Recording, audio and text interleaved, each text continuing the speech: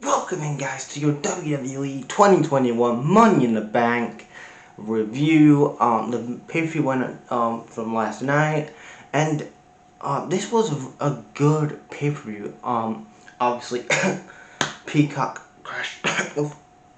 Peacock crashed last night during their stream. They have these people who who are subscribed. They want to get people to actually watching Peacock to watch the WWE Network, but they have it crashing in the men's Money in the Bank match. So yeah, Peacock just fix your shit. So we had the first match, the pre-show match. I didn't see the pre-show, but the Usos defeated Rey and Dominic to win the SmackDown Tag Titles.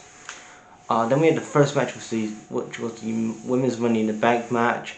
Going into this match, I was going for Liv to win this match, but Nikki Cross wins the match, and this is great because I know a lot of people were triggered, as usual in the wrestling community. Oh my God, they put the title on Nikki Cross, but these are the people these are the same fans that have been saying for years that they want Nikki Cross to actually get pushed more in WWE and actually be a star. And now she's got this character and got this push.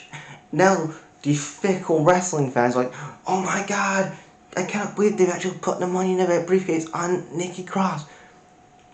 In the past 3 or 4 weeks, Nikki Cross has been talked about the most entire time that she's been on the main roster. This last 3 or 4 weeks, she's been talked about the most on the main roster that she ever has in the last 3 or 4 years since she's been on the main roster. Like, this character is actually gaining her over, and she's actually getting a reaction. She got a great reaction when she won the briefcase last night. It was a good opener for Money in the Bank, and Nikki Cross goes over, and everybody's bitching and complaining about WWE not pushing these stars, and you have a point with that. But the fact of the matter is that give this gimmick a chance. Stop being so fickle and so have a bad mindset, and just think about the positives that can come out of this character. Yes, it's a goofy character, but it's her own. She created it herself, and how many times have we said before that you'd be saying, oh, Vince is holding these wrestlers down because he's not letting them have creative control. She's got creative control with this character. Let's see how far they actually do with this character, and let's see, maybe she gets the women's title.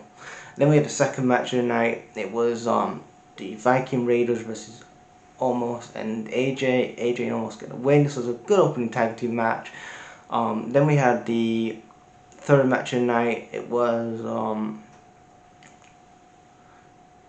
the women's title Bianca Belair. It was Charlotte Flair and Rhea Ripley for the women's title. Charlotte wins, LOL. It was a good match. Rhea Ripley's selling she's selling a knee injury, and then Charlotte wins with a figure 4, so Charlotte is now a 14-time women's champion. Then we have the Universal title matches, Bobby Lashley versus Kofi Kingston, and this was a squash match. Bobby Lashley destroyed Kofi, and he will go on to face Goldberg at SummerSlam. Then we had the next match tonight, which was the men's Money in the Bank, which crashed. So which is on the highlights. We had Big E, Drew McIntyre, Kevin Owens, Nakamura, Rollins, Ricochet, Johnny Drip Drip, and I think that's everybody. Yeah, maybe I missed somebody else. This was a good match. Kevin Owens was stunning people. You had Ricochet do some high-flying spots. Johnny Drip Drip was super over in this match, and Matt Riddle was doing RKO's, and at the end it becomes Seth Rollins. He's trying to get the Money in the Bank briefcase, and then you have Big E. He does the big ending, and then he climbs up the ladder, and he becomes Mr. Money in the Bank. So Big E is your Mr. Money in the Bank for the men's side of things. He is your new Money in the Bank winner, and I think it's great that they're giving giving the briefcase to Big E, and I don't want them to rush him being world champion. Like, let's see where you're gonna go with him as world champion. Let's see the storylines potentially with Big E. I I don't want them just to have him cash in on Roman and then he loses his title match. Like, build Biggie up to be a world champion. Now he has the briefcase, make him a legitimate world champion, or make him a legitimate threat for the main event scene.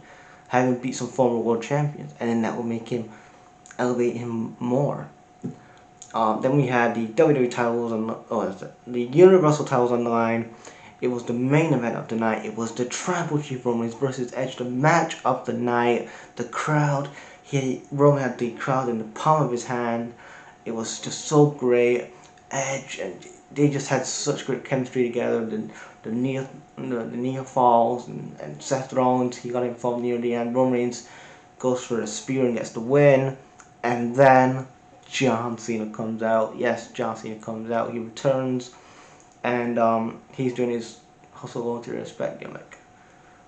But hasn't he been in Hollywood for like a year? So that Hustle Loyalty and Respect doesn't do shit, because you was in Hollywood for a year and you come back and you're still doing this. I would love to see him do like a heel John Cena Hollywood gimmick and say, I was in Fast 9, I was the star forget about Vin Diesel, it was me, John Cena, who made those buy rates in the box office in the theater go up. It was me, John Cena.